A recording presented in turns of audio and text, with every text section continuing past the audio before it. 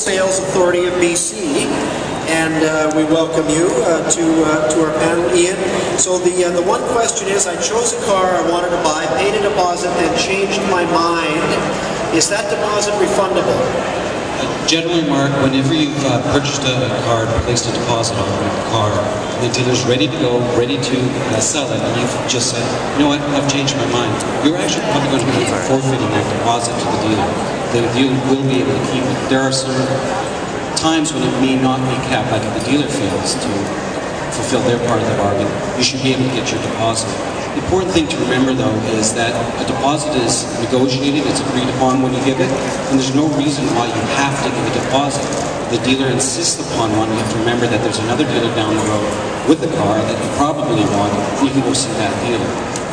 The attitude of consumers should go in to any dealer is, the dealer wants my money, needs my money, more than I want their car.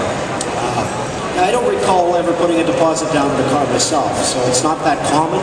Well, there are dealers that do it. It's more common if a dealer's ordering in the car for you, right? Okay. But there are still some dealers who will have the practice of, the salesperson will say during negotiations, okay, we've got an agreed upon price, but I got to talk to my sales manager, and I need a deposit before I go talk to my sales manager. It happened to me, actually, while I was looking at buying a car.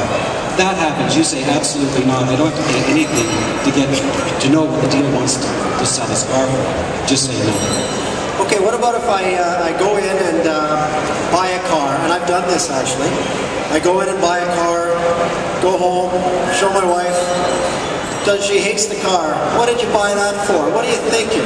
Why didn't you just buy me something? Buy me a bracelet. You bought a car. I hate the car. Can I return the car? Is there a return policy on the car? I worked it out, by the way. She liked it after a while, but what about a return policy? Mark, a return policy is just that. It's the policy of the store whether or not to return it. There is no law in British Columbia that says once you've looked at the car and you've taken it home that you have a right to return it. It's your car. Okay. It all worked out, as I say. Now, question here I have, are documentation fees mandatory? The only thing mandatory when you purchase a car from a dealer are the taxes and any environment levies that the government requires. Everything else is negotiable.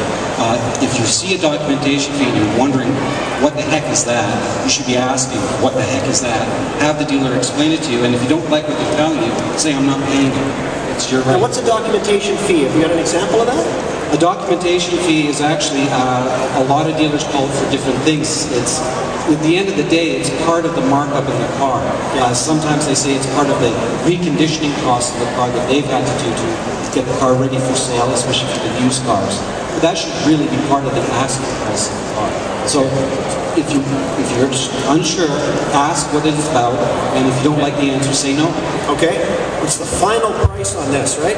Okay, this is about life insurance. A question, do I need to purchase life insurance from the dealer in order to be approved for a financing plan at that dealership? If you're financing, the lending institute may require you have insurance to secure the amount that's being lent. However, the laws in British Columbia say you have a right to pick the insurer, so you do not have to buy the actual dealer's insurance or even the financial's insurance. In British Columbia, that's called tied selling. It's illegal. Okay, good information. Okay, if I bought the vehicle privately and the car I have purchased failed, can the VSA help me to resolve the dispute with the seller? We have very limited scope in helping you if you bought privately. That's generally a case that has to go between you and the purchaser at the courts. We have helped in some regards. Our authority is over registered motor dealers, and we even have the dealers even pay into an insurance fund to help deal with issues where the sale has gone bad. But that's only available if you've bought from a registered motor dealer. Okay.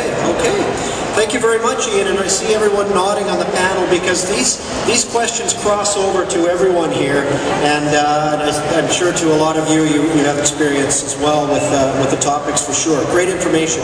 Thank you, Ian.